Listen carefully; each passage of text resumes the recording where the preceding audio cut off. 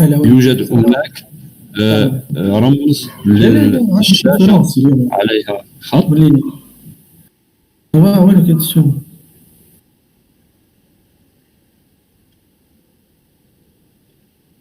بعد الضغط عليها هذا كتبقى بيراتي الكونت نتاعك. يس تبيرات الكونت نتاعك يلزم تحسبوه اون ليني بالجزائر. وجدت الأيقونة أستاذ؟ ممكن أتابع معك؟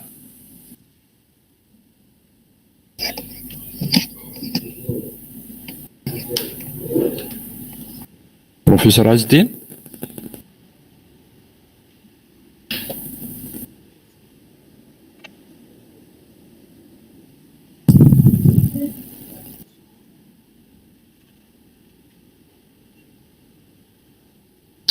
أستاذ رباحي، أظن أن البروفيسور عز الدين انقطع البث. هذا راجع لقطع في الانترنت على مستوى الأستاذ بروفيسور. to go to call Professor Nisreen Ghawar from Beji Mokhtar University of Annaba. Yes, because she is ready, I think. Yes, good morning, Professor. Good morning. Good morning, dear Professor. How are you doing with the organization? You know, organization. Yes, we are doing now.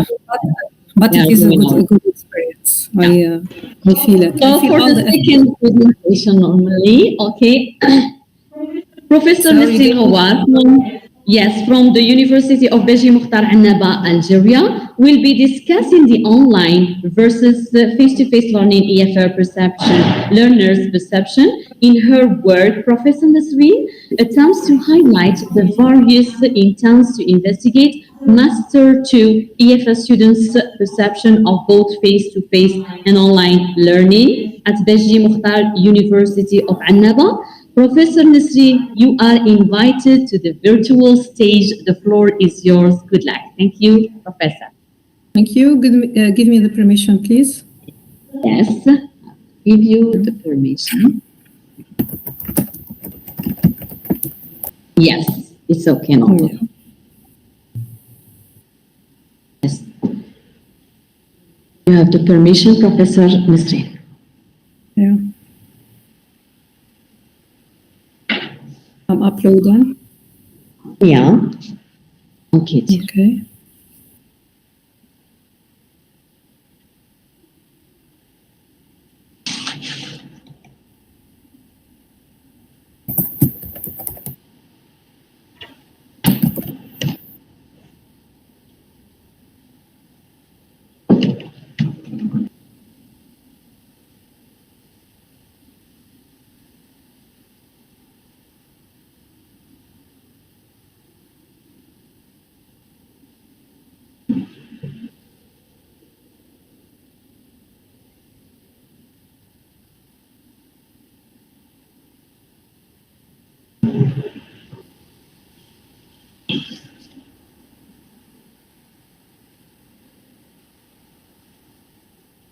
Yes, it's almost there.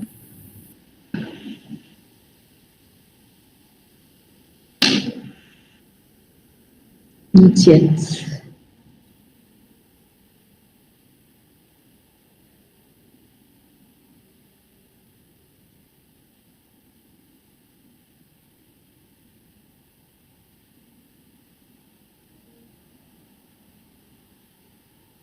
Yes. Yes, it's clear enough, Professor Nisreen. Yes. Okay. So we First start. slide. Yes. Okay. Yes. Thank you. Floor is yours. Yeah. Thank you, Doctor. Thank you, Doctor. I'd like first here to thank Dr. Hunan for inviting me, for the efforts she is showing all this past period, for the commitment she showed also here for the success of this conference. I really appreciate all that. I know here that she was insisting every time that it is group work, and I really appreciate this. Now I'm going to start my presentation, which is entitled online versus face-to-face learning, EFL learners' perception. So as an introduction here, as all we know, on February 2020, the outbreak of COVID-19 urged Algerian universities to shift from face-to-face to virtual online learning. It was the only possible measure to guarantee the continuity of the academic year. However, there was no previous preparation or training for that shift, since both students and even teachers got used to face-to-face form of learning teaching. But the question here, how do students perceive that shift?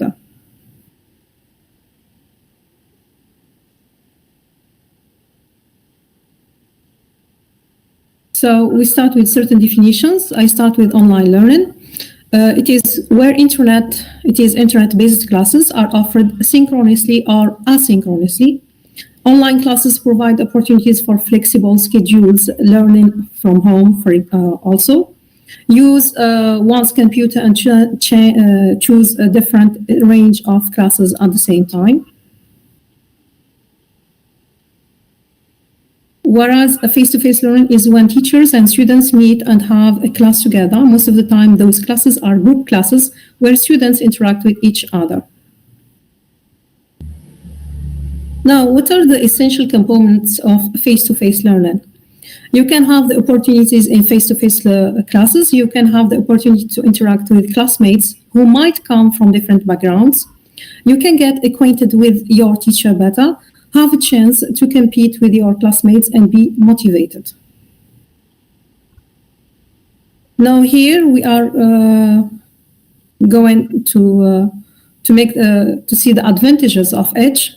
For face-to-face learning, it encourages dialogue, human contact, and here we have emotional interaction here with the teacher or even here the classmates, involvement through sharing experiences, and appreciation through the feedback, either from the teacher or from the classmates. Now here, for online learning, we have autonomy and flexibility, the ability to pace one's progress and the freedom to learn whenever and wherever according to one's preferences, the opportunity to revise, to revisit what you have learned, to review, memorize, reinforce, and even go back over certain parts of the training that were not well understood. Diversity of formats, and here we have different kinds of quizzes, podcasts, videos, and so on. Convenience for online classes, you need access to the internet, and it is not, it doesn't matter where you are. Green innovation, because here we don't use the pen, the paper, and all the documents are electronic, e-books, e-lessons, and so on. Outreach gives more opportunities to explore and reach new methods of learning. And savings, you save money on your transportation or eating outside or buying paper books and materials. In other words, online learning doesn't require extra expenses than just here paying the classes. Now we move to comparison between between face-to-face and online learning. It is very small. So we start here by the learning environment. We have here, in general here, it can be passive according to the teacher, whether it is a teacher-centered classroom, so it is passive. If it is a learner-centered classroom, it is active. We have active learners. Physical environment of classroom where students can see, hear. There is physical cues and body language from which they can understand better. It is synchronous, and there is a physical presence here in the classroom. Now, for online learning, learners are entirely responsible for their learning. Challenges for not being able to see the instructor or fellow students in real-time exchange.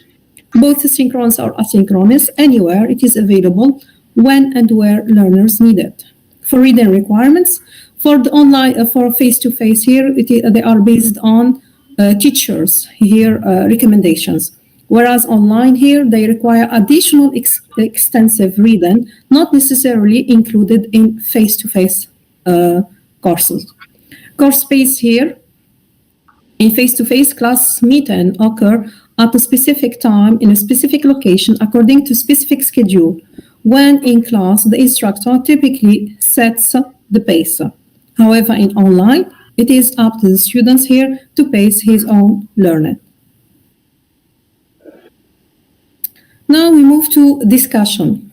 For face-to-face learning, there is a discussion between the classmates, with the classmates and the teacher, which helps to develop critical thinking and memorization of the lesson.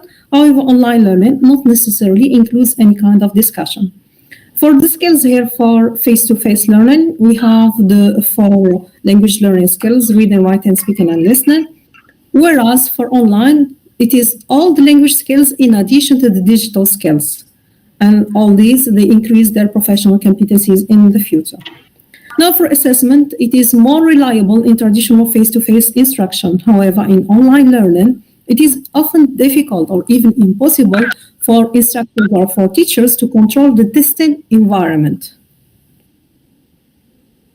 Now, for the disadvantages of online learning, we find that students here, through literature, we find feeling of isolation, being alone in front of the screen for long hours, lack of interaction, boredom, and lack of flow-up.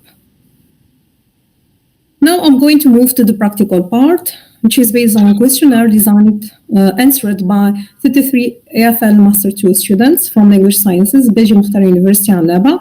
And the main questions were, how do learners perceive the differences between face-to-face and online learning, which means here advantages and disadvantages, and which they consider is more effective. The age here for the great majority of the students, they are between 20 to 25 years old. And this year, which means Master 2, they have 2 modules online, which are didactics and translation. And the other, they are face-to-face. Now, according to the students here, what are the advantages of face-to-face learning? We find here that 60% they confirm the direct contact with the teacher. For 72, they prefer here, or they find it is positive here, interaction and discussion with teachers and students. For 63, they understand better in face-to-face classroom. And for 54, it develops communication skills. So here, I'm going just here to focus on the highest percentages here. Now, for them, what are the disadvantages of face-to-face learning? As you can see here from the diagram here, we have 60% here. They opted here, it is costly. Transportation, photocopy, making photocopies here of the lessons, handouts, and buying food. For 51, we have physical presence is obligatory, and sometimes here they can't be present. The same percentage here, it is time consuming. Now we move to online learning. What are the advantages? As you can see here, all the percentages here, they are under 50%, which means here we don't see clearly here, they don't see it that it has too much advantages here in comparison with the face-to-face learning. Now for disadvantages, yes, they opted for more than 50%. We have lack of interaction, which is 51%. Lack of feedback from the teacher, 54%. Internet problems, 55%. And lack of attention, social media notification, 39%. And online learning is more theoretical than practical, it is 78%. Now, how have you developed your online skills during COVID-19? And as all we know, there was no training in advance. At the first stage, it was very difficult, but with time, it became easy. I developed through learning from the internet and online lessons, discovering new useful learning applications, time management, identify reliable sources, seek guidance. For another students, independently, I kept practicing and discovering new alternatives on how to use the internet for my studies and eventually enhanced my online skills through it. I really enhanced my capacities on utilizing certain Microsoft logistics through YouTube and online courses. Through learning more, about technological tools and how I can use them to have an efficient learning experience. Now, during COVID-19, describe how successful was your experience with online learning. Well, students, so here I choose here the most important ones. It was successful when I felt that I am responsible for my studies. I read the files and summarize or paraphrase them in my personal way with drawing charts and schema so I can understand by myself and get the points of the lesson. It was partly beneficial, partly here. It was not beneficial 100%. It was partly beneficial as I learned and developed myself in internet and used skills, but it was mainly disastrous as my results and grades got lower because of the lack of proper training and understanding that results from performing everything from a distance as far as studies are concerned. The lack of contact with teachers as well contributed to the not being able to properly prove ourselves as students. Another, I did not notice any progression in my studies, yet the remarkable success was related typically to the development of using means of technology. So for another one, not successful at all. It was actually terrible for another. And for the last answer here, it was good because of our previous knowledge of the use of the online tools and so on, which means here it is personal, which means here those who have certain knowledge, it is successful. For others who have been obliged to use it, they find difficulty.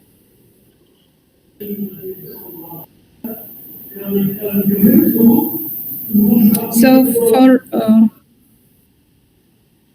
here, as you can see here, which do you prefer most? And here, and this confirms what have been already said here, that for 63.6%, they prefer face-to-face learning. Now, for face-to-face learning, face-to-face is ideal to get feedback, and here they explain why. It is ideal to get feedback from the teacher and develop the learning process because they understand better and can have better conversation with my classmates, interaction with teachers and classmates. For another, face-to-face learning encourages active learning, discussions, and different activities that help us transmit the knowledge to the long-term memory easily, and here it is memorization.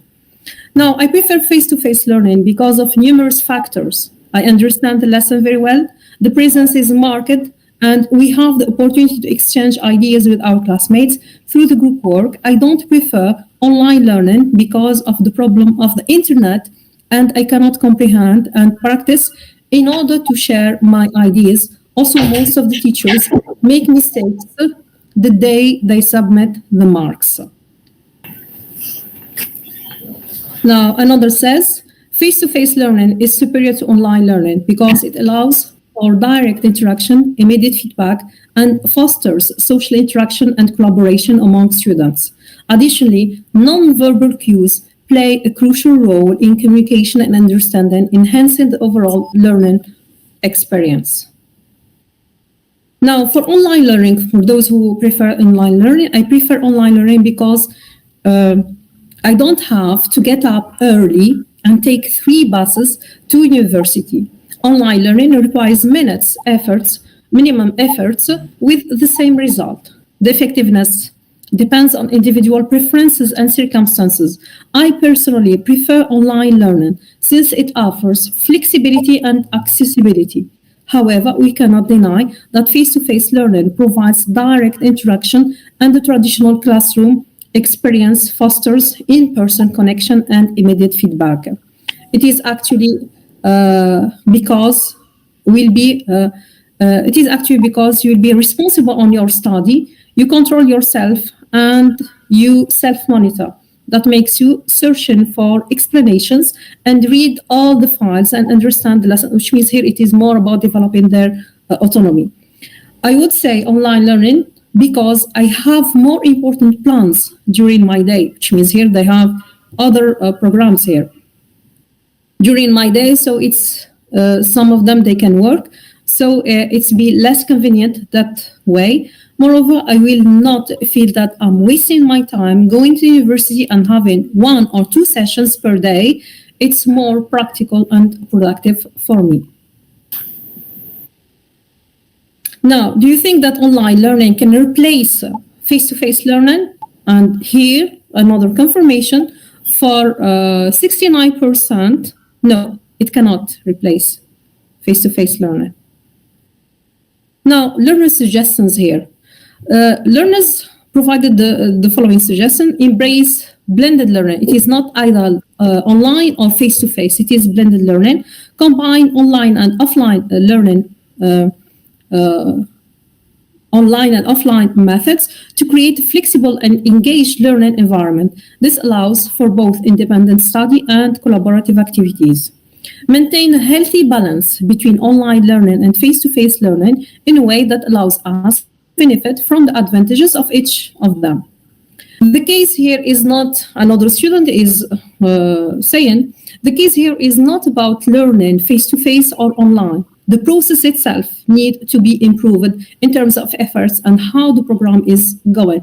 And this here, if you remember here, the shift was not planned. So here, the procedure itself here should be taken into consideration. Online learning is not successful experience because not all the teachers care about learners' needs, which means here there is a problem here how the teachers are presenting their lessons through online. And here there is a big problem here.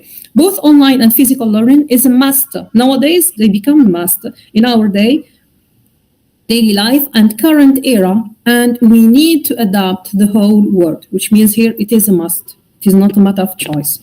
Now I come to the conclusion. COVID-19 marked the shift from face-to-face to online learning. This shift was an alarm to the educational system in Algeria. Students, as the majority insist, face-to-face learning is important and the most preferred one, but online learning becomes a necessity. How to guarantee a successful learning? So this is a question. The answer is blended learning is the best solution, not totally face-to-face or online learning. And here I provide the example of Gelma University, and I think that this is the best. Instead of having certain modules as in Annaba, we have certain modules totally face-to-face and other modules totally online. I prefer Gelma University example, and if you have other examples, I really appreciate if you share with us. So for Gelma University, what they do, they have 3 weeks face-to-face because they guarantee that students understand, and just 1 session, it is online. So here, it can be also 2 weeks, which means here both of them. So I think that could be the best solution, and to guarantee the quality of learning in addition to developing 21st century's skills here. So thank you for your attention. Welcome, Professor Nasreen. We thank you very much, Professor Nasreen, from University of Beji Mukhtar Annaba, Algeria, for the relevant content, and much pleased for your tremendous contribution. Again, thank you, dear Professor, for your insightful presentation. Now I will give, yes, welcome. Now I will give the floor to Nidhi Sharma. Nidhi? Yeah, good morning. Good morning, Professor Abani. Can you hear me? Yes. Thank you so much. So for the second presentation, we would like to invite Dr. Nidhi Sharma from the Postgraduate Government College for Girls Sector 11, Chandigarh, India, to present her work entitled Virtual versus Face-to-Face Learning in Context with Foreign Language Teaching. So, broadly speaking, Dr. Nidhi wishes to focus on various aspects of virtual online learning and face-to-face learning with a special emphasis on foreign languages. She also wishes to discuss the methods which are adapted to both the types of teaching and learning methods. So, Dr. Nidhi Sharma from India, the floor is yours, Doctor. Good luck. Thank you so much. Thank you so much. Is my screen visible?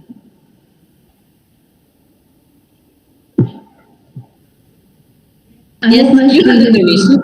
Yeah, you have the permission, Nidhi. Thank you so much. A very good morning to each and everyone there, and namaste from India. First of all, I would like to start with thanking the organizers for giving me this opportunity to be there amongst you. And I will be presenting on virtual versus face-to-face learning in context with foreign language teaching. Pandemic has brought in a number of changes in the education sector, and so is the case of the teaching and learning of languages.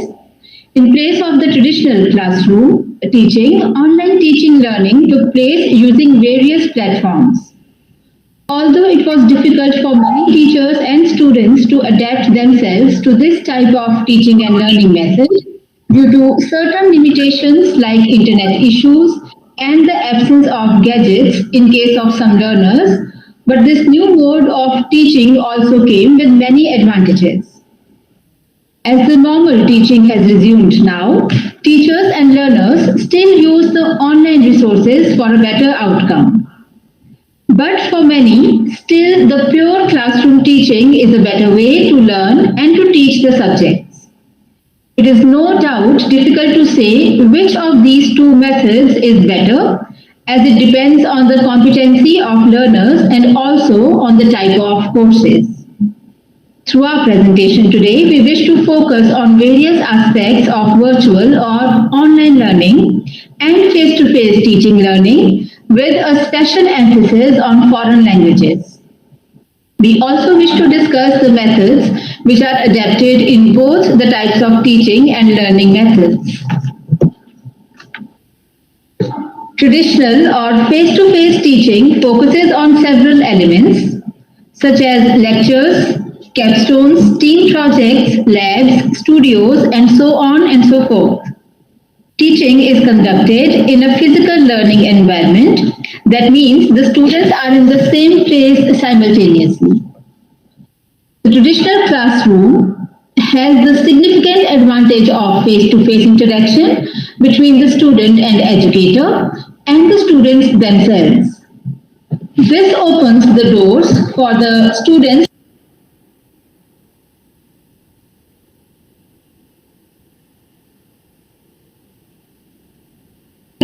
derive motivation from the teacher. Yes, Dr. Nidhi, I'm sorry to interrupt you. Dr. Nidhi. Dr. Nidhi, please. Dr. Nidhi Sharma, I'm sorry to interrupt you, but your slides are not moving. Dr. Nidhi. And encounters that could never be achieved online. In a classroom, students are also able to get the full value of their educator's expertise and experience through face-to-face discussions. Teachers are able to engage and encourage students face-to-face. But the classroom also offers opportunities for students to learn from each other through paired conversations and group work activities. Lessons in a classroom can also be more carefully controlled or managed as compared to online teaching and learning. There is no technical glitch like internet issues, and moreover, there is no lag, no one is on mute. Classroom learning also gives students the possibility to pick up body language, facial expressions, hand gestures, and a range of non-verbal clues, which is a bit hard to be conveyed or picked up online. Other than this, the human and social benefits of learning a language altogether can also not be underestimated. But there comes other things also. For example, along with the benefits of classroom learning, there comes a set of challenges as well. For example, some students might not be able to travel to access their education for multiple reasons such as time, cost or location or other family issues or work commitments that makes it impossible for them to attend lessons regularly or at all. Studying a language in a classroom environment might also not be the preferred learning styles for all the students. Distractions created by the background noises can be another reason apart from the strict lesson time limits that offers only a few students to be able to talk or participate. Furthermore, some students also find it difficult to participate in speaking exercises in front of their friends, the peers, and may find it easier to do it online. Easy access to digital resources also gives learners the chance to repeatedly review content to maximize their understanding. If we talk about virtual learning and teaching of languages, perhaps the most obvious advantage of online learning, language learning to be very precise, is that it opens up opportunities for more people to get involved. The traditional face students who are able to learn because of work and another advantage of online channels is that they can be easily and conveniently accessed by learners wherever and whenever they want. According to the Research Institute of America, online learning can boost knowledge retention between 25 to 60%. Online learning resources tend to be more visually appealing and interactive for learners. Common features such as games, quizzes, and surveys ensure that the material are highly engaging. Such functionality also makes it easier for students to ask questions and receive feedback online. Importantly, all of these features are highly accessible on any device. For example, mobile phones, laptops, etc., giving students more control over their learning. Part of this control enables students to manage who sees their personal details, allowing students to participate anonymously if they wish. This protects them from harmful comments and maintains their motivation if the results are disappointing. Finally, online courses are being able to make the language learners unable to easily get in contact with native speakers in the other countries. Students are therefore able to rapidly develop their spoken language skills, build vocabulary, and progress towards language fluency. But this also comes with a set of challenges. Along with the advantages, online teaching and learning presents multiple disadvantages or challenges as well. First of all, not all students will have access to a device on which to learn. Others may not have an internet connection that's good enough to access resources.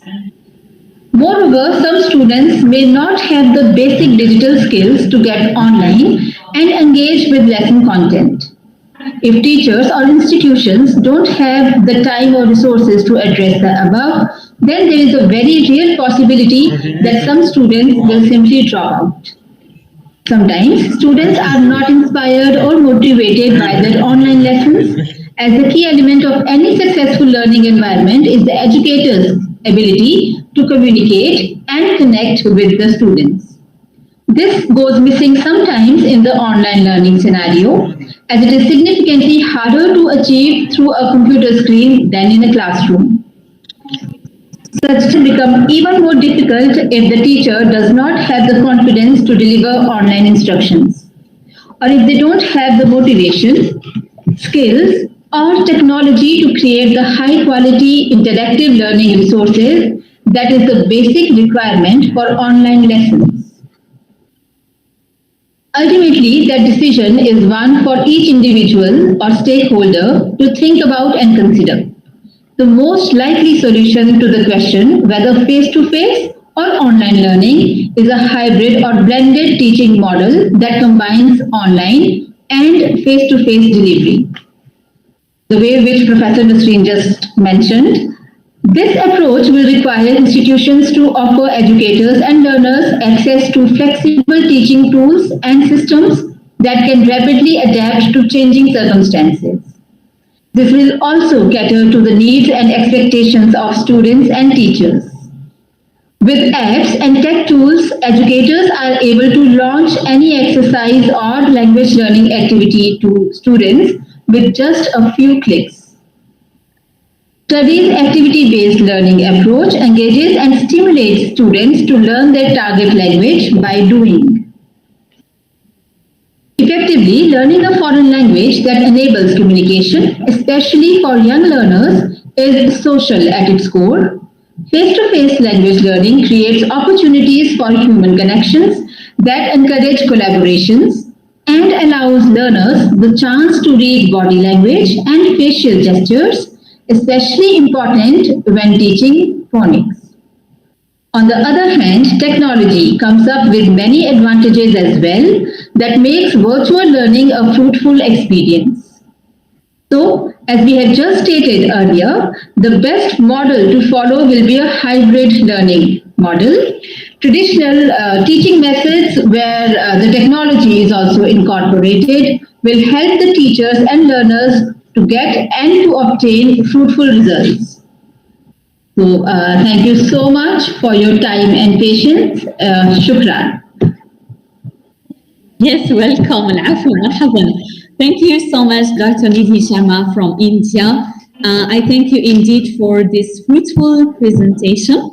Now we move directly, we fly from India to Tunisia. We may now invite Dr. Ziad Ben Amour from the University of Sousse, Tunisia, to present his work entitled Teaching Shakespeare in a Post-COVID Educational Landscape, Context and Strategies. So, generally speaking, Dr. Ziad, inshallah, will be explaining the presentation.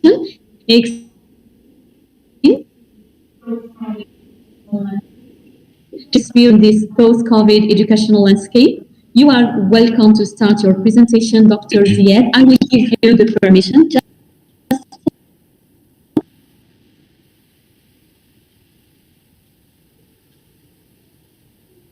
Okay. Yes, I gave you the permission. Good morning, Doctor. Welcome. Welcome, Dr. Ziad. Thank you so much.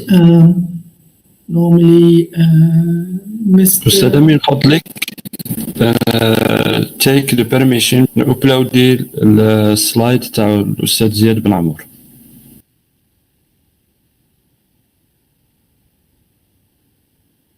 Okay, is there anything I shall do? Just good morning, everybody. I'm just waiting for the uploading. Okay, yeah, it's uploading. Well, first of all, to all the colleagues, to the members of the University of Saida, to Professor Hunan, I would like to extend my sincere thanks for the invitation at your event. And just before the talk, I would like to express my solidarity with Palestine in these challenging times.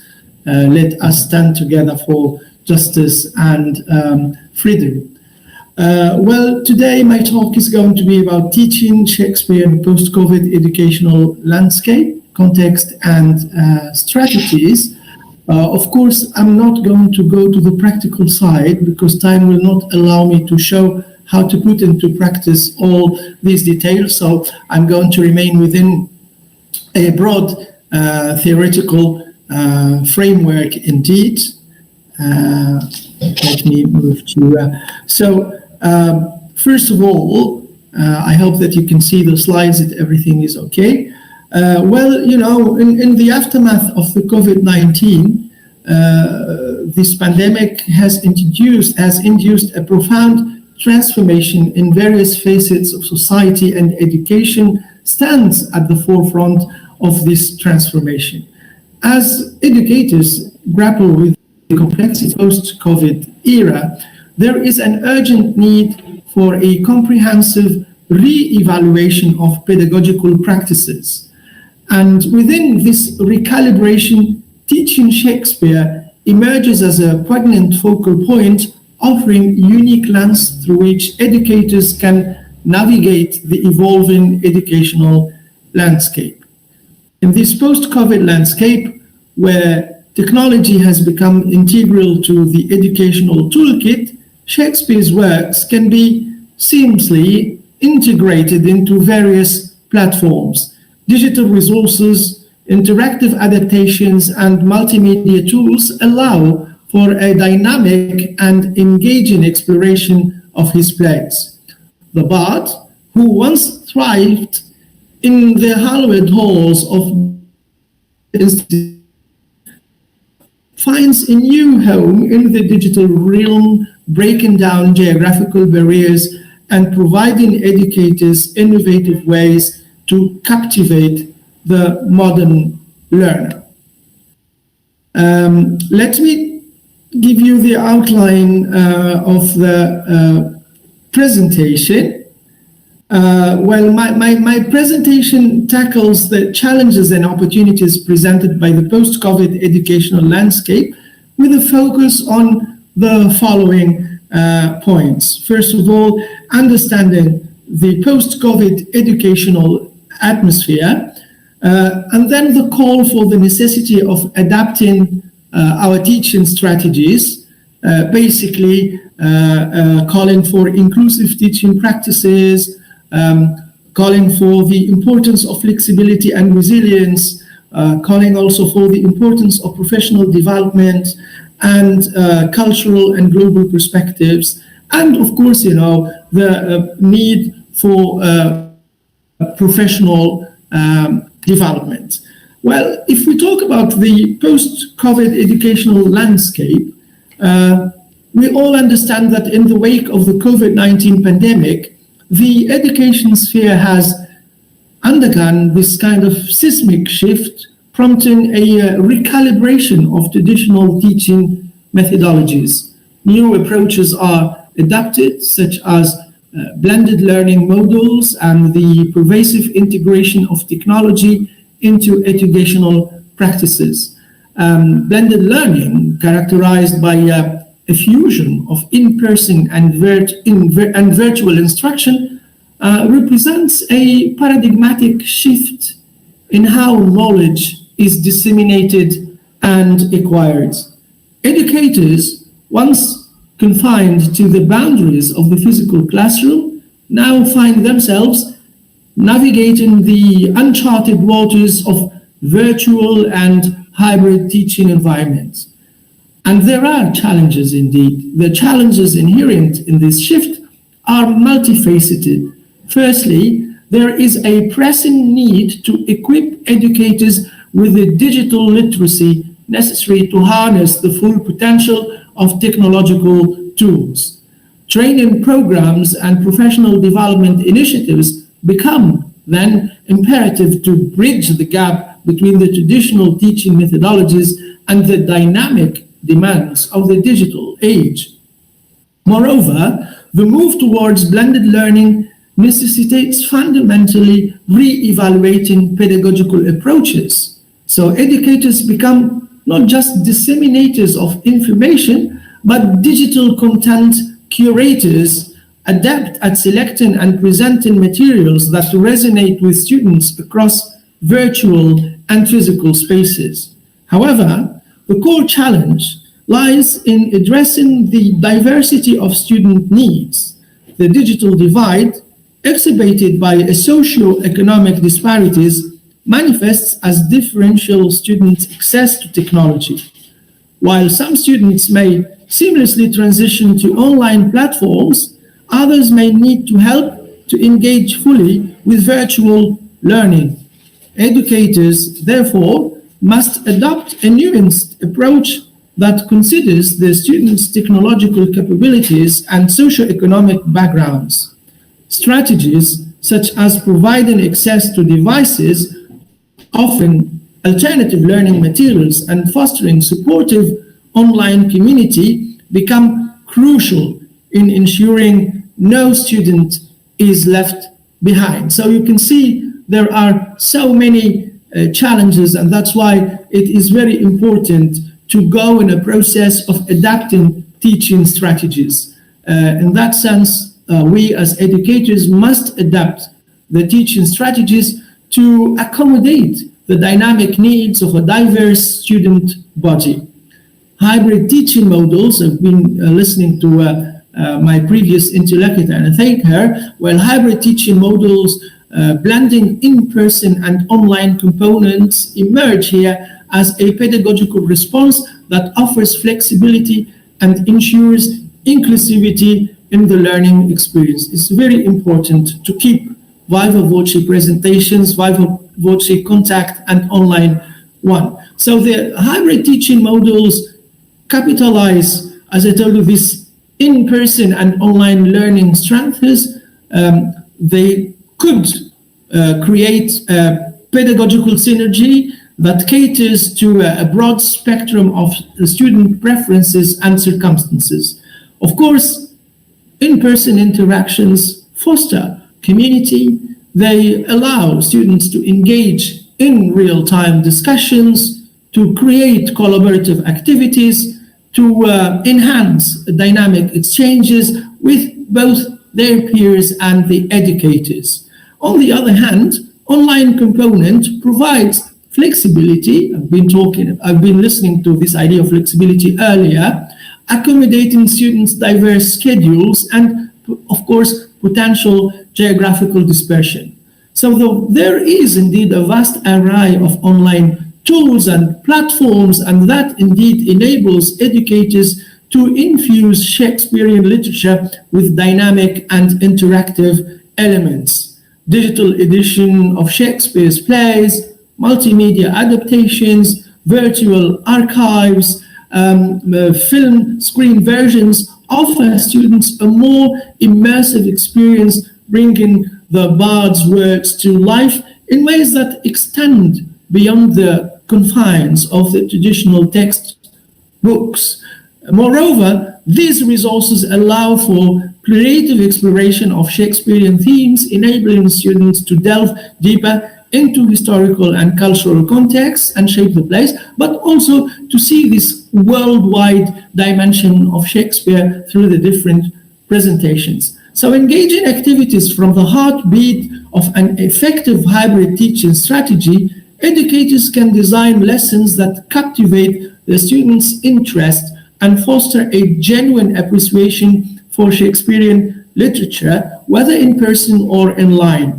Virtual discussions, collaborative writing projects, and online performances allow students to interact with the material differently. So collaborative projects further enhance the adaptability of teaching strategies. In a hybrid model, students can collaborate using digital platforms, transcending geographical constraints. Group projects that delve into thematic explorations, creative adaptations, or historical research on Shakespearean England could, for example, deepen the students' understanding and foster teamwork and interpersonal skills.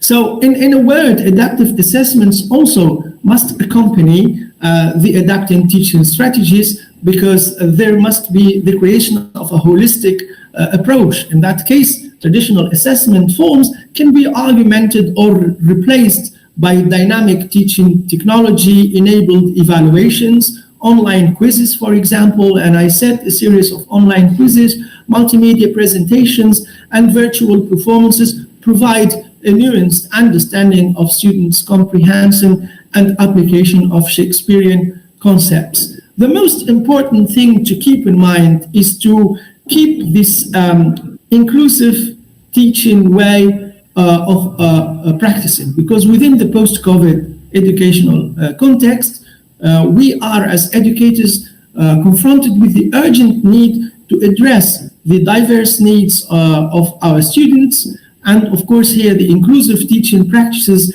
go beyond the traditional methodologies, recognizing the inadequacy of one size-fits-all approach in classrooms, with significant variations in the students' backgrounds, learning styles, and abilities. And here in that context, there is the concept of differentiated instruction, and that becomes the cornerstone of inclusive teaching, tailoring instructional methods to accommodate diverse learning preferences.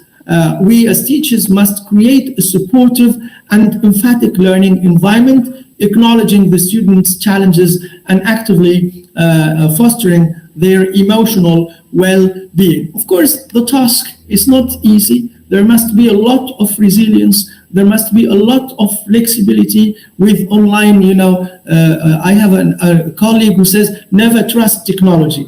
So there must be flexibility and resilience in how educators approach the curriculum design and instructional methods.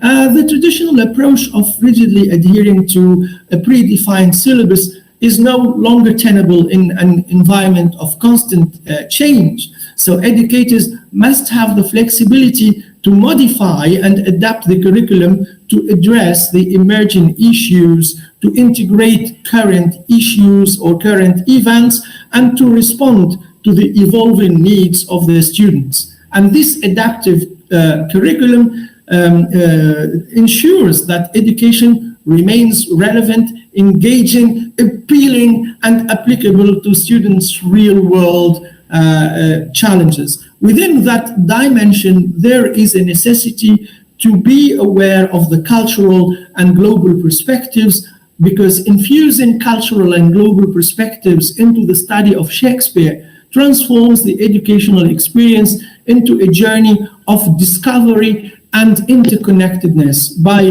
recognizing and celebrating diverse interpretations, educators cultivate cultural understanding among students and foster a globalized approach to teaching. And through this approach, Shakespeare's timeless works become bridges that connect students to the rich tapestry of human experiences across time, cultures, and continents.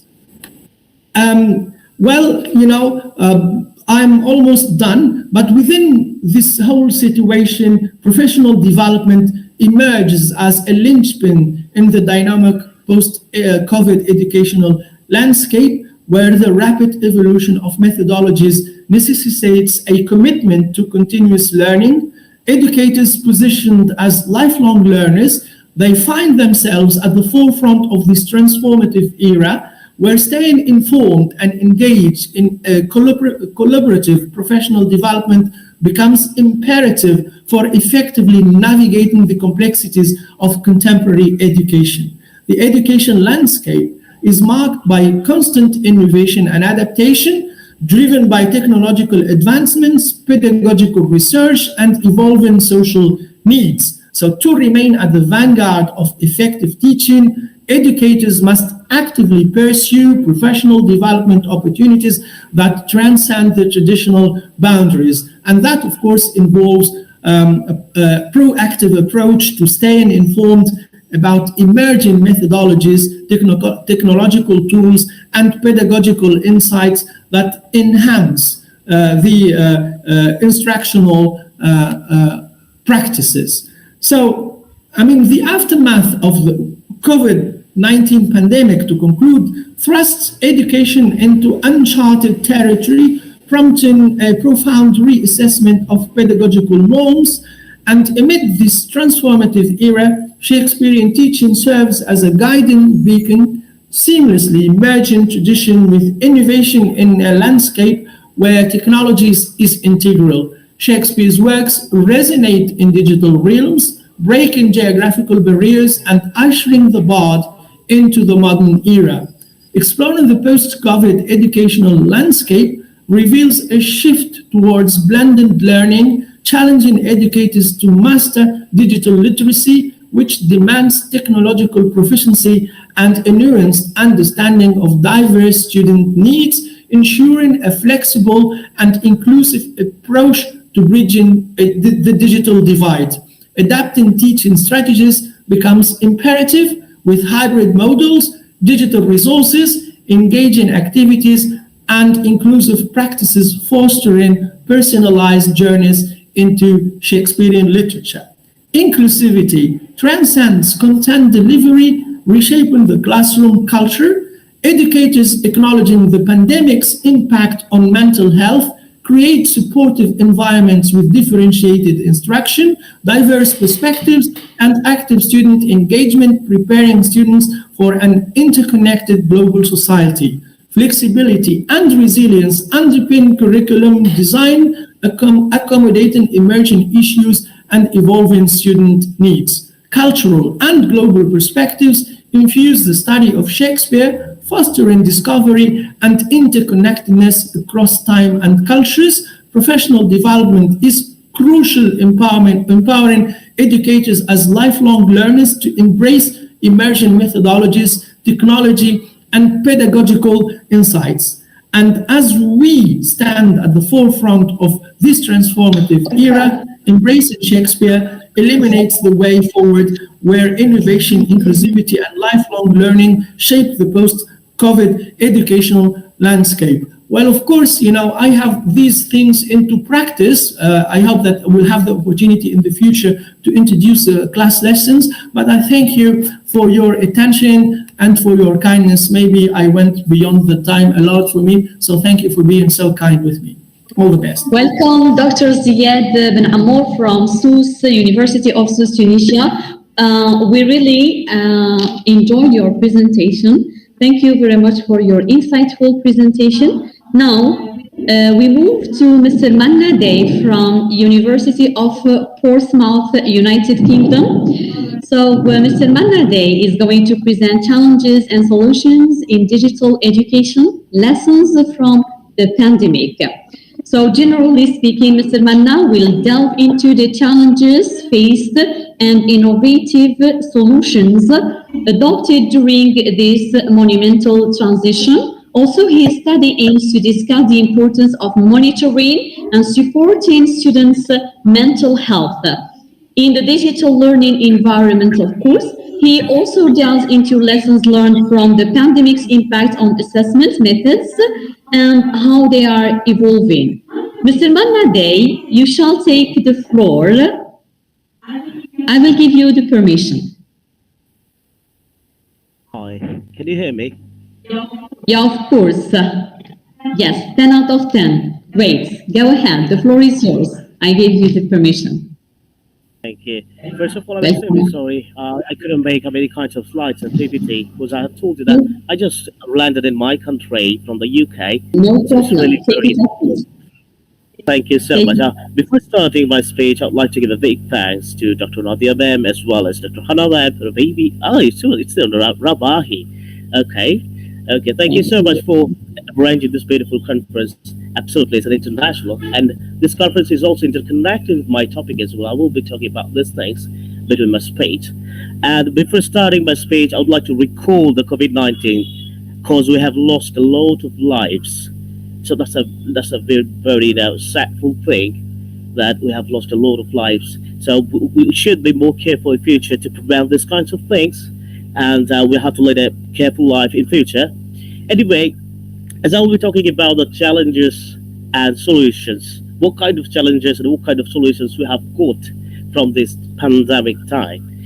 Now the question is, as I have also conducted as a teacher in the school, even I have got some semester when I was studying my bachelor from North South University in Department of English. I've got 2 semesters which was in totally online due to COVID-19. So there is a funny thing. As I'm so funny guy, so I always try to focus on the funny things. What kind of funny things happening around me? I've got something like the teachers when they were talking about the Canva. I have heard for the first time about the Canva. It's an app where we have to submit our assignments. We have to submit all the things, right? So I just noticed the teachers has just given an announcement that you have to submit your assignments on time, and it's tomorrow 12 p.m. or a.m. whatever it is. I forgot it. Anyway, 70% of the students in my class, including me, we got failed to submit our assignments. Right. Now the question is why? Because it's all about new thing or new innovation or any sort of new platform. I don't know. I forgot the name. The professor who was talking before me, he mentioned a beautiful thing which is called transition struggles. It's a beautiful thing, and I will be talking about the same thing as well. It's all about transition struggles. When Suppose writing, reading the 4 components we do have in the English skills and so on. Whenever we go for IELTS exam, writing, speaking, listening, these things, and when you are going for face-to-face classes, you just need to write assignments and have to submit all of these things very clearly. So when it's all about the online system, in that particular time, we have to submit the assignments on time. Even it could be network issue, it could be electricity issue. That's a lot of things, a lot of stuffs we have to face, right? Now the question is, when it's all about transition struggles, we have to be more careful. It's a challenge. It's not the solution. It's a challenge right now we have in our hand. It's a challenge that we are facing. We are asking continuously to our professor, to our teachers, that what should we do, sir? Before 1 minute, the last minute, we're asking to our teachers that we have to submit the assignments. What should we do? Now we can talk about the responsibility of a student. We should have this kinds of idea that we have to submit the assignments on time. We have to think as this conference as well. You have requested us a lot of times that you have to participate in training session, how to show the PPT, how to show the PDF. Unfortunately, I failed to join. So the same thing happened or done by the university or the school, you can say college, that they told us that you have to submit the assignments on time. That's why you were using Canva or Google Classroom platform for the first time. That's why we are giving you a link, YouTube link. Just go through this, then you will have an idea how to submit the assignments. Though 70% of students, we failed to submit the assignments on time. Right, this is a challenge. Now another challenge is technological barriers, right? In my country, particularly I'm from Bangladesh, in my country, we do have a lot of problems in the education system, right? You know all of this. In Asia, Bangladesh is really in the low section right now educationally. That's why we feel a lot of problems. But when it's all about e-learning platform, then you can consider Bangladesh as a low level in the education system. It's continuously growing, but it's so low. So technological barriers is very common in our country, right? Now the solution implemented. What kind of solutions implemented has been done? Adapting teaching strategies. When the teacher is taking class, it's all about you could say a real life example. The teacher is continuously delivering his speech. Suppose it's all about physics. It could be chemistry class, and the teacher is continuously talking. You have to do this. You have to make these kinds of components with each other. You have to solve this problem like this way. Now the students, even me, what we used to do, we used to put our mobile phone at the lower part of the laptop, and we are using Netflix. We're using movies. We're using you can say Turkish food and so on. We're continuously ignoring our teachers, right? Even those teachers are a bit younger teachers. We do have a lot of young teachers in our university. Their dogs, their cats, they're surrounded, they're walking around the laptop, right? You can consider these things as well as a challenge. What kind of challenge? The attraction, or you can say the concentration of the students, these things getting so much lower. Because you are here to study, you're conducting something educational, you do have some assignments next week, you have to submit all of these things on time. So what you are doing, suppose I'm a teacher, right now I'm saying something to you, but my dog, my cat is walking around my laptop. That in that particular time, the student's focusing on the laptop, on the cat, not to me. Right, it's also a challenge. Now, see how the cat or the dog right now getting interconnected with COVID-19 education system. It's ridiculous, but it's true. You cannot deny these kinds of aspects. Right. Now, another thing is, I don't know how to say, it could be funny or something like that. When you were staying at home for a long time, because COVID-19 going on, you were not allowed to go out. The teachers is continuously staying with their family members, with their wives, son, and so on. And in a family, we do have a lot of problems. When the people got married, I'm not married, so I see my parents, my uncles, my elder brothers, a lot of problems in a family, especially when they get married. Now, I'm focused on a specific thing, just because of staying a lot of times in home. When the class starts, the teacher's mind is really so harsh, because they're not allowed to go out for a new day to see the new sun, to meet with the students with some new ideas and opinions. In that time, it's all about, when you were staying at home for a long time, it could be 24 hours, 13 hours, 14 hours. That means a person continuously getting so much lower. You can say it's a sort of a fascia. As I have done some couple of research on psycholinguistics, there is a part of, left hemisphere, right hemisphere, all of these things happens together. So these things also interconnected. Now, these kinds of pressure the teacher put on the students. How? When they check the student's paper and the teacher start to mark something like, I know these students, he was a bit talkative, or he used to participate in my class, maybe he is a good student. But you don't know that particular student wholly copied all the things from the internet and made the assignment and submitted, because the student feeling the same thing. The student continuously thinking that, oh my God, I do have a great connection with my teacher. That means he believes me. So whatever I do doesn't matter. Right. On this platform, I'm not going to say the university's name. It's a rank 1 to 5 rank university in my country. The teacher, they just copied the question from another university. It could be published in suppose it's 2022 right now, 2023. They have copied the question from 2021, 2020, 2019, and they are giving the same question paper as assessment. It's a great chance for the teachers to consume the time, not to waste their brain, it's not waste, you can say utilize. Because this COVID-19 made us a bit lazy, stingy, what kind of thing, you can say less concentration on your particular thing. As I'm seeing a lot of scholars, and I know that in this conference, I'm the most junior member, right? So I'm learning from you. Still, I'm learning from you. No worries. So the thing is, when the teacher is copying something from the internet source, or it could be any other universities, and they are giving a headline on the question paper, do not copy from each other. But they have copied the whole question paper from another university. Now we can talk about the ethical or ethics.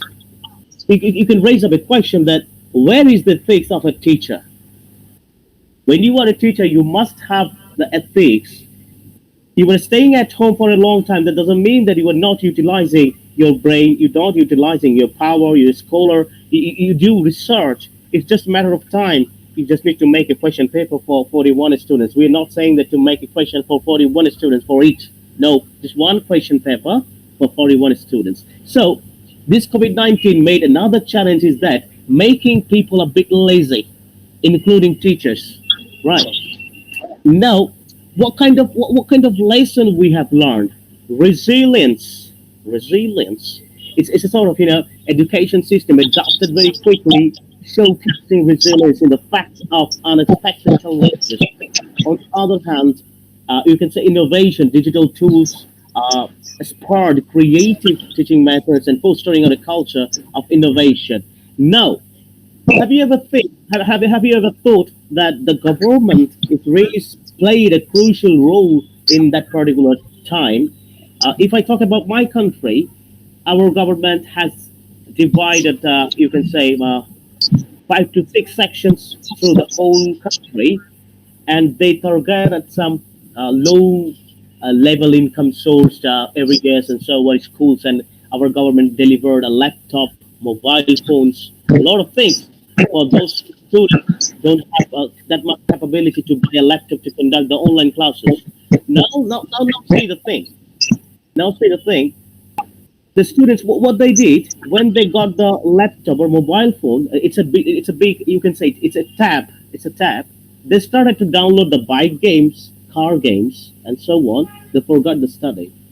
Our government tried to give something, you can say this tab is a bless, because you are now allowed to do the class, and you didn't need any mind, what kind of things. The government even didn't think about the income source of your family. Government said that, okay, these areas of students are a bit lower income sources. That's why we are providing some laptops, some stuffs, and so on. But the students, they're downloading games, and there are a lot of games. I used to see my students always play PUBG, and so on, these games. Okay, now the guardian, they're making some objection to the teachers that what are you doing, sir? What are you doing, ma'am? Our students or our children, they're playing games continuously. Now my question as a teacher, that is it my duty to control your student when I'm not in online, or when we're not allowed to take face of class? It's not the teacher's duty. We are taking only 1.5 hours, 2 hours for the classroom, and rest of the time your son is with you in your family. It's your duty, it's your responsibility to control your, even just because of e-platform, the teachers also failed to control the students. As I have mentioned a couple of incidents, I do have a mobile phone which I have kept at the lower bar of my laptop. You even don't know what's going on there. I'm enjoying the movie, I'm enjoying the series. The teacher thinking that, oh, Mr. Manada is a brilliant student, he's listening to me. But I'm not listening, so I'm extremely sorry. Inwardly, I'm saying that. Right. Even I also, as I have told you that international conference means, sharing your thoughts and ideas from your heart. Right. Whatever you did, we all did some nonsense things when we were bachelor life. Right. So I also copied a lot of answers from the internet. And even I received, a 15 out of 20, 17 out of 20. Now the thing is, when I see my students are copying right now, I cannot say that don't copy, because it's ethical problem, as I have told you, that when this is Manna Day, another Manna from my heart saying that, what did you do, Mr. Manna, when you were the student, the bachelor life? Now you were giving knowledge, giving stuff, and giving statements to your students not to copy, but you did the same thing and you got good marks. Right. So we all had taken the chances, opportunities, but it should not be done. We used to utilize our opportunities for the blissful things for the next generation, but we all using these things, in a bad way, or the negative way, worst way. Even I also watched a lot of movies because I never used Netflix in my life, But when it was COVID-19 time, I don't know why I just purchased for 1 month subscriptions for Netflix, watched a lot of movies, and when the class got ended, we used to go out. We used to go with our friends. It's clearly mentioned you cannot go out. Doesn't matter. We are young. We managed a lot of things. Even I used to went out with a bag with some medicines from my home, and when the police asked me, "Where are you going?" then I said that I need to buy some medicines. But this medicine is basically from my home. Now see how young generation spoiled the time during the COVID-19, right? So the teachers also did a lot of things which is really negative. The students also did a lot of things which is negative. You can find out only 20% students and teachers, they did their job perfectly, right? So government initiatives, I really respect. I really admire the situation, because I do have some cousins, those income source is not that much stable. They have also received one laptop and one tab after completing their study. I see that right now they used to play games and so on.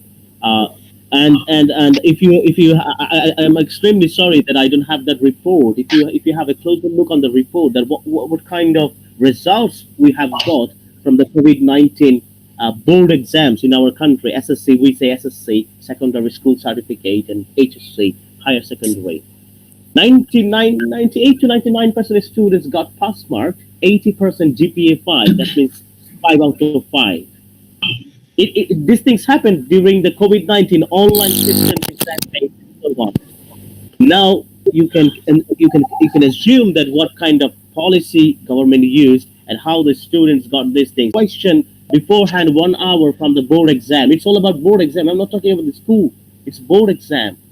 The questions has been out before the exam. It is prior to 1 hour and so on.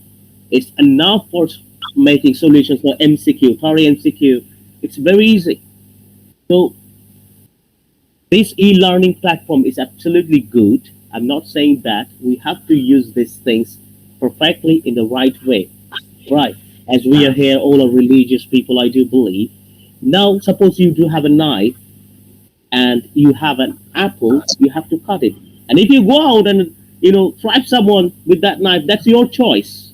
That's your choice. What kind of things will you do with that particular knife? It's your choice. So Lastly, I will be talking about the future consideration. It's really good thing, particularly for Bangladeshi people.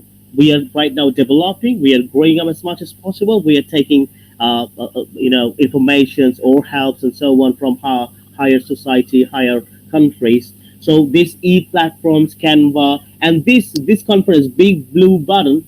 I was a bit nervous because this is for the first time I'm using this one. Pretty good, pretty good. It's a good one. So this now see the real life example how it does it work. This Big Blue Button, first time I'm using. That means I got a new experience in my life.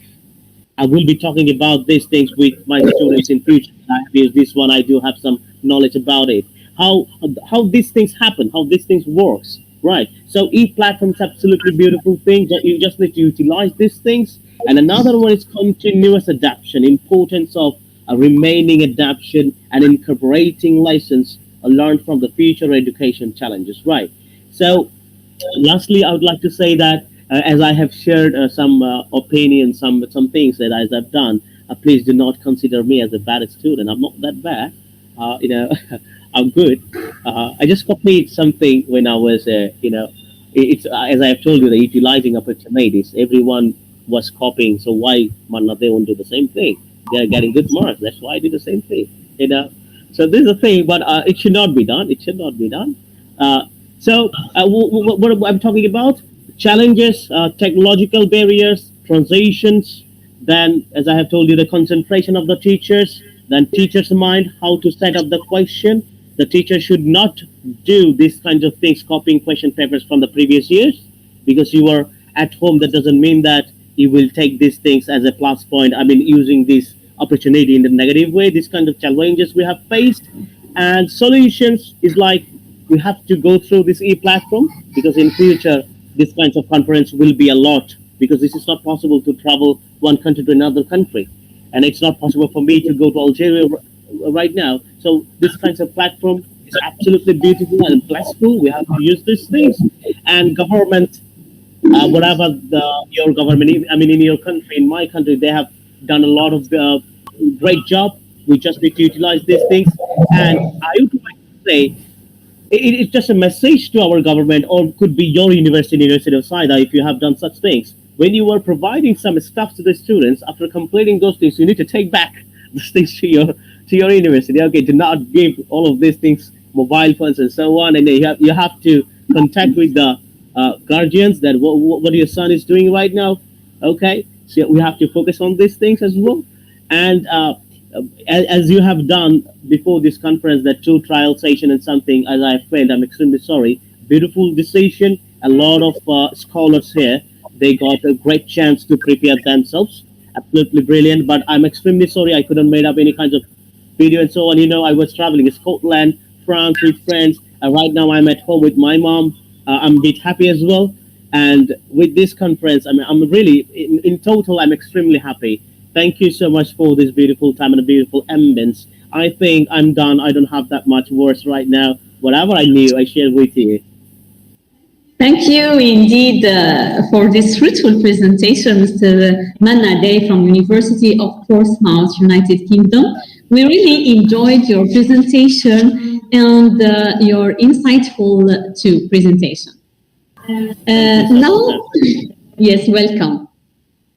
Last but not least, Mr. Keltoum Belwafi from University of Sousse, Tunisia, will be presenting her work entitled Prophesizing the Post-COVID in Laura Kelly Fanouchi's When This Is Over, Reading Through Trauma and Resilience. So generally, Ms.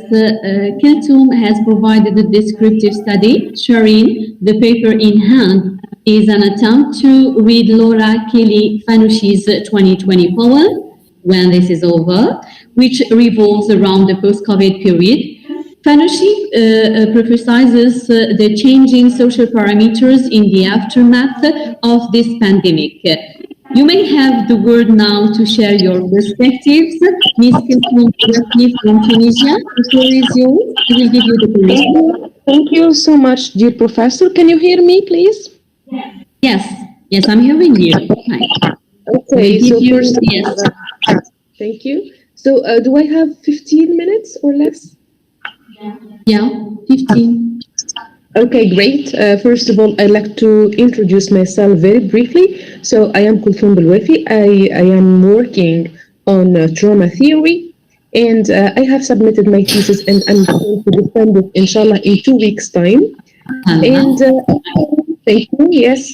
And I'm currently teaching literature at the University of Sfax, at the Faculty of Letters and Humanities of Sfax. So, first of all, I would like to thank all of the organizing committee members for the great and the huge efforts that they are doing. And I'd like to thank everyone who contributed to the success of this international event.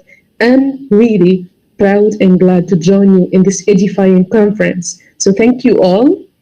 And now I'm going to get directly into the heart of my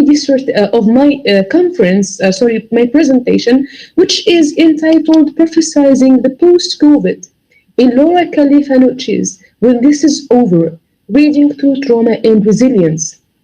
So my paper digs deeper into Fanucci's 2020 poem, "When This Is Over," wherein the poetess prophesizes the post-COVID period. In this context, the role of literature, art, and in this case, the role of literature as a means of representation is seminal. The apocalyptic outbreak of pandemics like COVID-19 has garnered much critical attention from scholars, historians, and others who have delved into the changing social parameters issuing from such viruses. And what is important here is that the poem has not received enough critical attention. So it was written in 2020. So as the pestilence wreaks havoc, the entire world has been brought to a cul-de-sac. So the role of literature is to seek out the light at the end of the tunnel and embrace global togetherness and resilience in the face of pandemics. Before giving my own reading of the poem, I would like to read the poem for you. It's not a long one. So it reads as follows. When this is over, may we never take for granted a handshake with a stranger, conversations with neighbors, a crowded theater, Friday night out, the taste of communion, a routine checkup, the school rush each morning, coffee with a friend, the stadium roaring. Each deep breath, a boring Tuesday, life itself. When this ends, may we find that we have become more like the people we wanted to be. We were called to be, we hope to be, and may we stay that way, better for each other because of the worst. Okay, so this is the poem. So Fanucci communicates to the reader her fervent desire to call for togetherness and unity. COVID-19 is indeed one of the most calamitous threats the world has ever seen. However, amidst this fear and anxiety, there are signs of hope and integrity and a desire for togetherness. So Fanucci here prophesizes the changing social parameters in the aftermath of the COVID-19 pandemic. Pandemics, in this case, can reshape the future and change the way we see life and also the way we think. The pandemic, thus, marks the onset or the beginning of rapid change throughout the world. The effects of the COVID-19 pandemic are thought to keep ebbing and flowing in the near and long runs. Of course, we cannot predict the future, but writers can offer their own reading or their own anticipation of the future. Despite the will to persevere through difficult circumstances and amidst the pain that we continue to endure, we should find comfort in the stories of hope and integrity that are emerging for our post-COVID world. I actually want to talk about the psychological impact issuing from COVID-19, that is the long-term clinical complications among survivors of SARS, that is severe acute respiratory syndrome. Of course, there are mental, physical, and psychological effects that we may suffer from in the short and long terms. So because of the curfew and the lockdown, also the lack of proper funeral, we may suffer in the future. And I'm going to base my reading on Kathy Caruth's trauma theory model. In war and pandemic, it is difficult to get a decent burial, even to a dear one. So we can talk about an untimely death at an untimely age with no proper reference.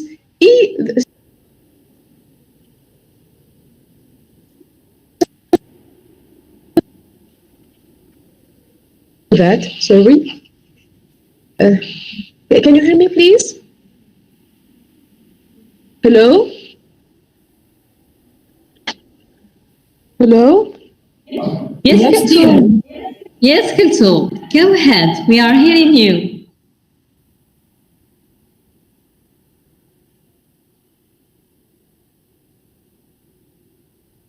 Yes, Kulthum. Can you hear me, please?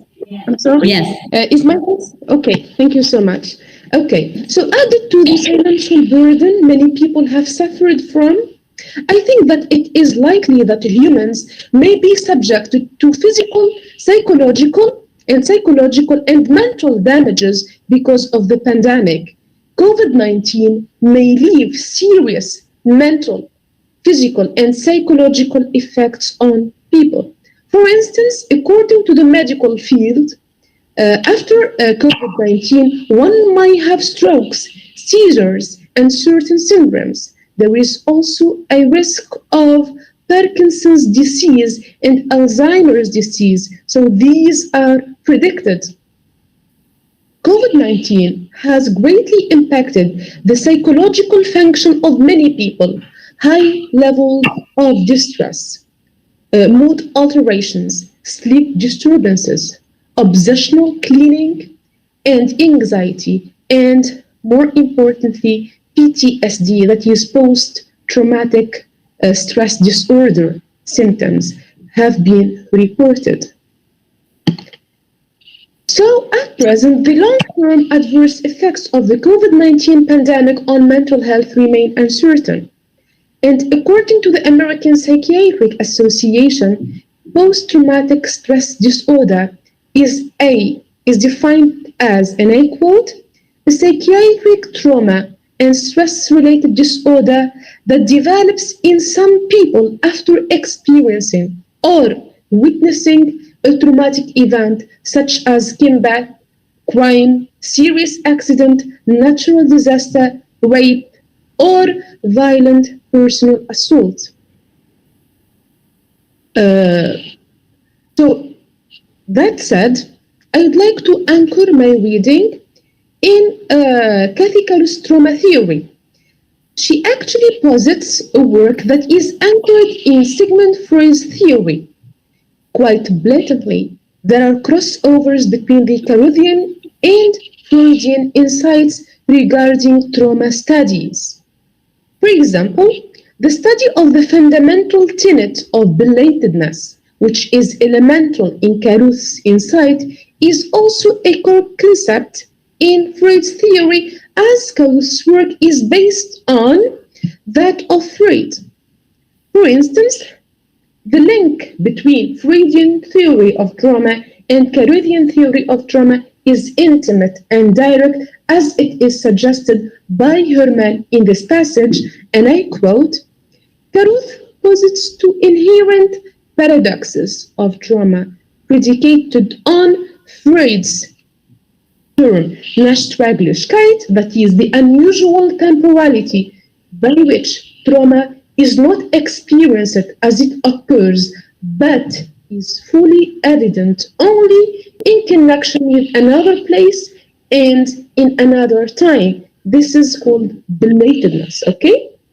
And the literal yet latent nature of the traumatic experience, the most direct seeing of a violent event may occur as an absolute inability to know it.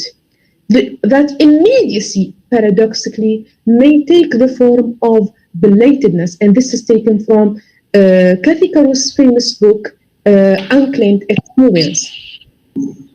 In her book, Unclaimed Experience, Kathy Caruth sums up the Freudian concept of traumatic neurosis, which signifies the repetition of a distressing event that one cannot forget. Okay, quite clearly, characteristic of Sigmund Freud's work on traumatic neurosis is the implausibility of survival, and Kathy Caruth defines trauma as a crisis of survival. So survival may be the beginning of an upsurge of effects that happen belatedly, that is years after the end of the traumatic experience. Quite perceptibly, what Freud encounters in the traumatic neurosis, contains here Kathy Caruth, I'm quoting Kathy Caruth, she's talking about Sigmund Freud, is not the reaction to any horrible event, but rather the peculiar and perplexing experience of survival. In parting words, parting words, Trauma, Silence and Survival by Kathy Caruth, she comments upon Freud's theory of the dream, laying stress on the fright that follows the dream.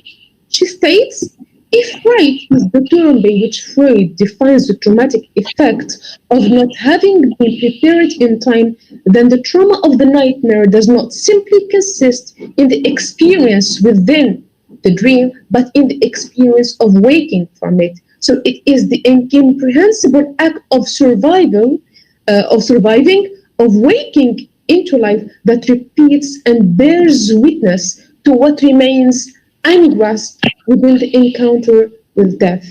Caruth also contends in this passage that if fright is the term by which Freud defines the traumatic effect of not having been prepared in time, then the nightmare does not simply consist in the experience within the dream, but the experience of waking from it. It is the experience of waking into consciousness that peculiarly is identified with the reliving of the trauma, and as such, it is not only the dream that surprises consciousness, but indeed the very waking itself that constitutes the surprise. Thus, what is more frightening than the dream is its aftermath, and in this case, I want to talk about the aftermath of the COVID-19. What is going to happen in the long term? What are we going to suffer from? To make things clearer, Freud sums up the example of the railway collision in order to clarify his concept of the traumatic neurosis. It could be understood as the brutal psychic symptoms that someone develops as a result to a terrible accident. The intense fright of the experience leads the patient to be fixated to trauma. And this is the quintessence of traumatic neurosis. This is fruitfully summed up in Atto Coasson's book, which is entitled Calibrations, Reading for the Social. He said, it may happen that a man has experienced some frightful accident, a railway collision, for instance, leaves the scene of the event apparently uninjured. In the course of the next few weeks, however, he develops a number of severe psychical and motor symptoms which can be traced to his shock and the concussion or whatever else it is. He now has a traumatic neurosis. So the point here is that, yes, the role of literature and art is to seek out the light at the end of the tunnel, and its role is perhaps to empower us and give us hope and integrity.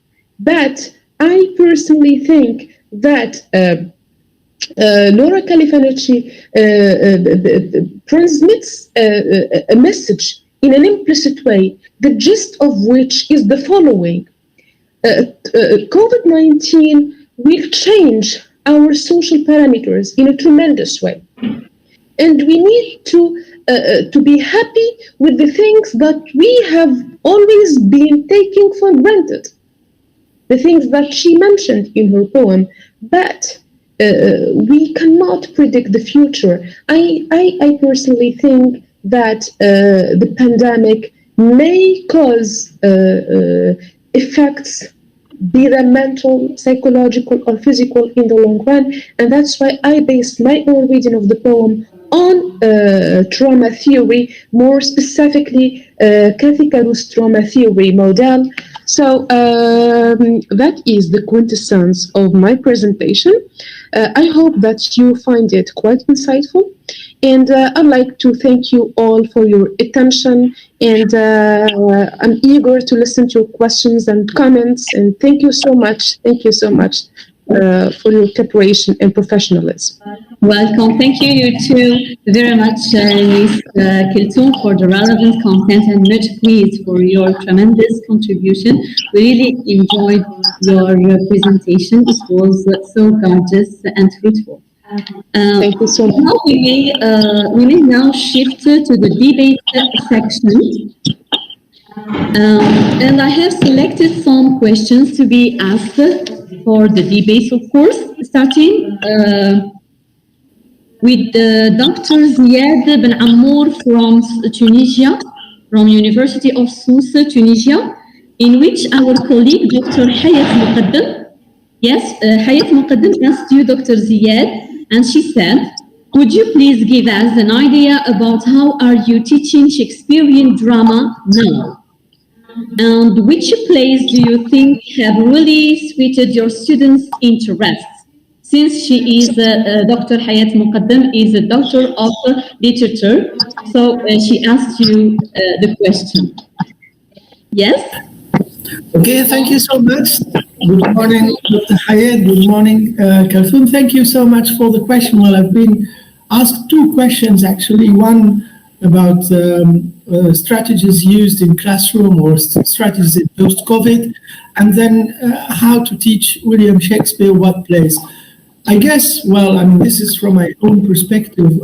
All the plays of William Shakespeare are interesting. There is not one particular play that catches the interest.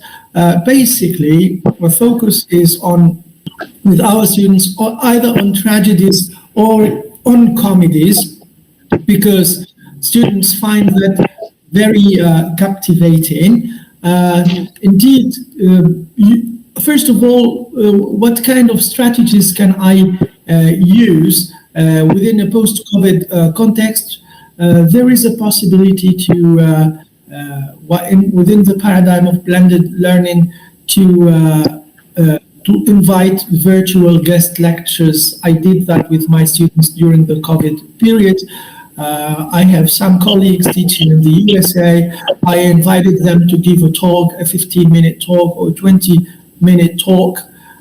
We also worked on online character analysis, using the online platforms to facilitate this kind of collaborative character analysis. Hopefully also with William Shakespeare, screen versions, different film adaptations, and different sequences from plays are available online. So we go into this kind of multimedia exploration. We integrate the multimedia elements like video clips or podcasts with interactive websites. For example, the Royal Shakespeare Company has lots of podcasts on how to prepare a rehearsal of the play. We can also create like online rehearsal, online video rehearsals. The thing is that we need to set our learning outcomes and learning objectives from the start, and we try to adapt either the online courses or the in-person courses to the learning outcomes and the learning objectives. So we can engage into virtual performances.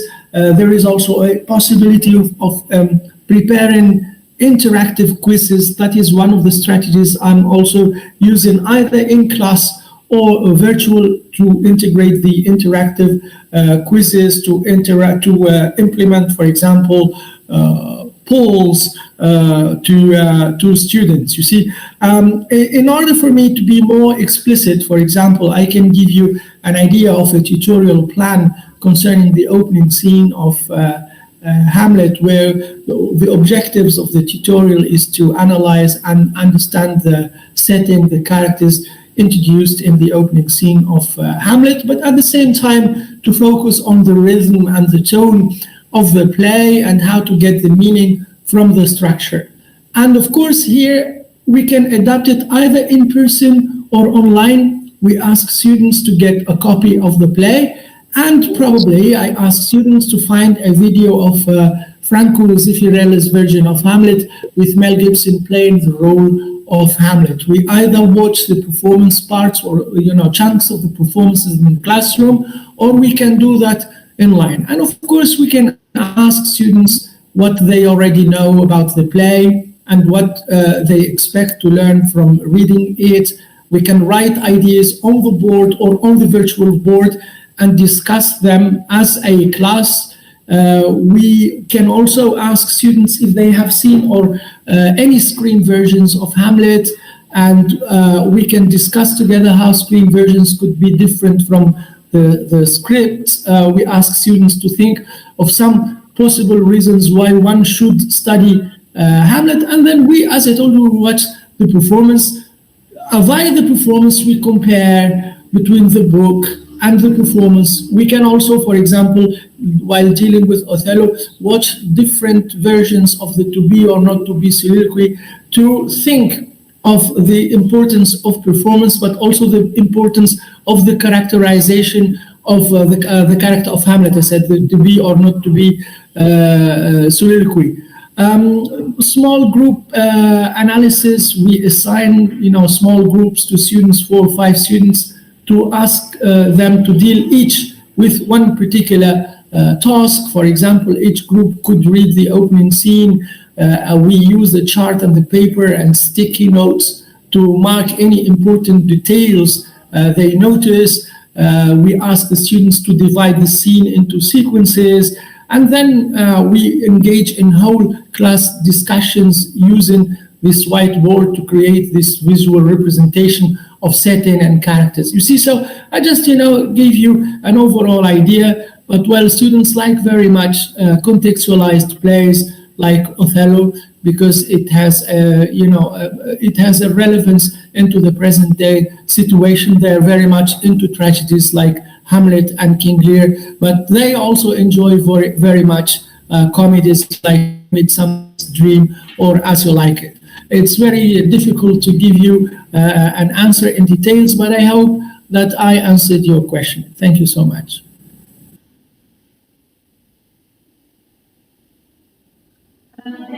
Thank you, Dr. Ziad Ben Ammar from Tunisia. So I hope that you got the answer, Dr. Hayat. Now I have mainly 2 or 3 questions addressing to Mr. Manna Day from United Kingdom. So our colleague, Dr. Marouf Nawal, she asked you, Dr. Manna Day, what do you suggest as solutions to this reality? And also she asked you, would you please mention one of the strategies you have applied in your classroom? And also I have another question from a student. She asked you, how can we imagine the future of our students with digital education? Will it really be successful or not? Thank you so much. The floor is yours, Mr. Manna Day. Yes. Could you please repeat the last one, please, for me? Yes, the last one. Okay, how can we imagine the future of our students with the digital education? Will it really successful or not? And what do you suggest? Thank you. Well, the last one is the most important one. That's why I will be starting from the last one. Okay. Okay, you are free, by the way. Thanks a lot. When I was talking about the couple of things that family, when the teacher is conducting their lectures with the students, after 2 hours, the students they're with their family members, right? Now, to have a great generation, to control the generation, to make the generations mostly, you can say, prospective, you must take care of your students as much as possible. You do not have any other choice to control your students, I mean, your children, when you are at home. You can think like this. It's all about practice. A coach can teach the player till the field practicing going on. After going back to your home, if the student or if the player do not play with him, do not practice a lot, in the main match, the students, I mean in the main exam, the students, the player won't be able to have a good exam, won't be able to score. So these kinds of platforms, whatever going on, digital education, this is absolutely a brilliant thing. And I will never go with negative points or negative aspects, never, because we have to move on. Life goes on. We must say when some, what is it called? Celebrity, when we lost any celebrity, we used to say life goes on, the movie should go on, or movie goes on, something like that. We have to make a new character for the same movie. Okay, if you have a closer look, there is a movie, Fast and Furious 7. We lost one of the most vital character due to accident. What happened? These things happened something like we replaced the movie with AI editing. We used the face of that actor and we used the face on someone else, and we concluded the movie very successfully. And on that particular movie, the last scene was the most famous and successful scene. But the truth is, that particular scene was made by AI, artificial intelligence. That means we grabbed the attention of the audience, but we used the digital system. Right. In that particular section, two things happen. The first one is emotion. The second one is AI. That means the digital platform.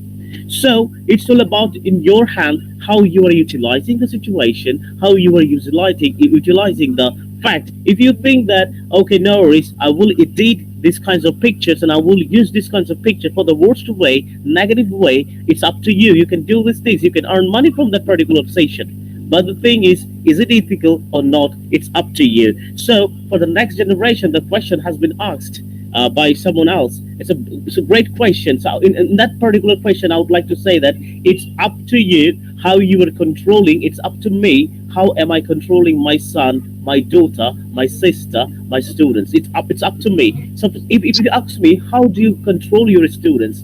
As I have said before starting my speech, I'm always a funny guy. When I go with my friends, they never go any picnic, any kind of a sport without me. They always say, you have to come on.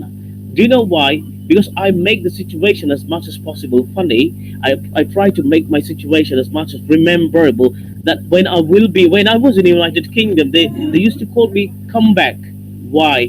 Because the thing is, it's all about when you have some potentiality to control the situation, when you have some potentiality to make the situation a bit celestial, a bit colorful, that's up to you. It's your power. So it's our duty, it's our parents' duty to control the student, control their children when they are at home. It's not the teacher's duty all the time.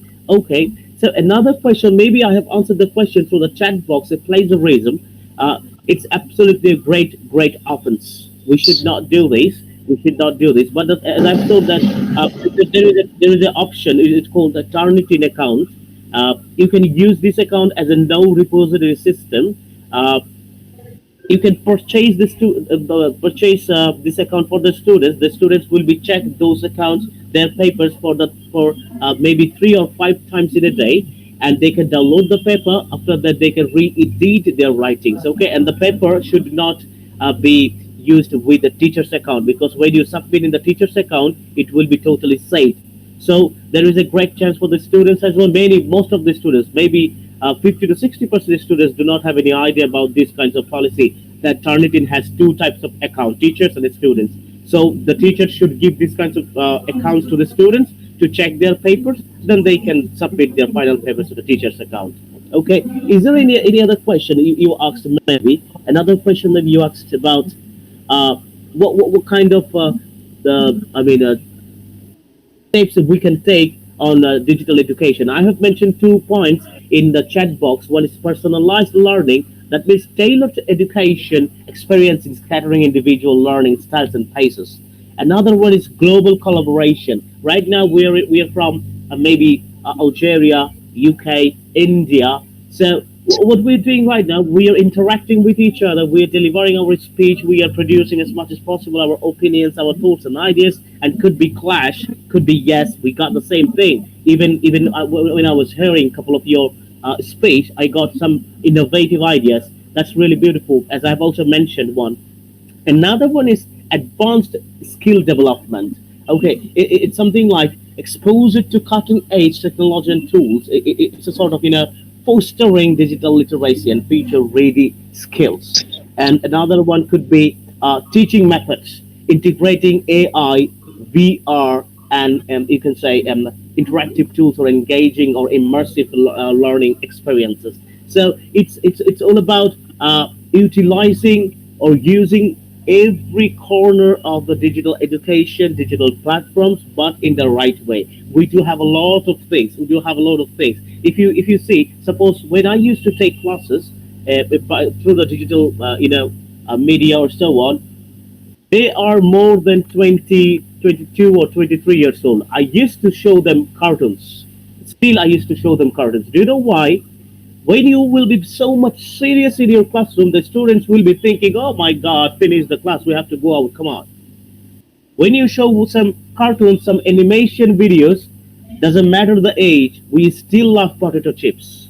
I'm 25, but I still love potato chips.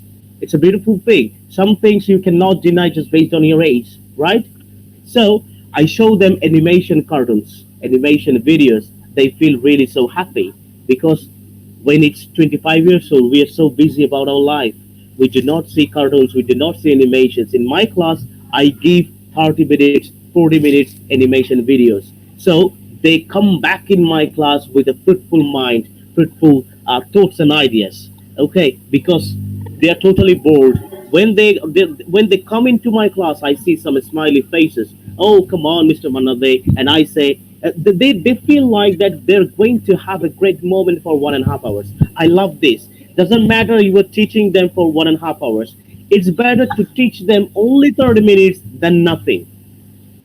When the students will think I have to come out from the class, that means the teacher totally got failed. And I do have a personal statement to my students. A good student cannot be a good teacher. If you say that a good student will be a good teacher, it's not something like. It likes how much potentiality, how much creativity you do have in your mind. Okay? So I always share my personal notes with them. I say that I used to learn these things with this way. Do you like it or do I have to change it? It doesn't matter how they learn a note. Okay. So as I have said that a good student doesn't mean that he or she will be a good teacher. It's up to you how you are utilizing, how you are choosing your way to teach. Okay. So and last one I'd like to say that flexible learning environments, it's also so important. Flexible, you should be flexible. Suppose in my class I choose one day in a month, I go picnic with my students. They're 20, suppose 20, I go picnic with the students. Sometimes we go to the movie, we go for a movie, we go for sometimes I invite them in my home as well. We cook, we do not involve any other chef or something. We cook, students and teacher, we all is much happier, and I'm really so happy with them, and they feel really safe to come my class. They do not shake. That's the thing. That's how we can use digital platforms as well, including the real life as existence or substance we can use. I do believe it will be really so helpful for the young students especially. Thank you so much, Mr. Manna. They we really enjoy your clarifications, your answer, and your support too. I think that the doctors, especially Dr. Mahmouf Nawal, got the answer. Now, do you have any comments? Any question? So I thank you very much for your interest and valuable comments, questions, and interactions. I hope to see you in another international conference and face-to-face. I mean, in presence, not in online, inshallah. I officially declare the end of this session. And I thank you all for your insightful and fruitful perspectives. And I hope for you all the best. Tunisian. Thank you so much. Thank you. Thank you so much. Marwan for his kindness. Nidhi Sharma, thanks a lot. See you, inshallah, in another international conference. Why not? Mr. Dr. Ziad Amour, thank you so much. Thank you so much, Doctor. Bye-bye. And hope, inshallah, to see you in presence in Algeria. You are welcome. Yes. Thank you. So, goodbye. I officially declare the end. Goodbye. Thank you.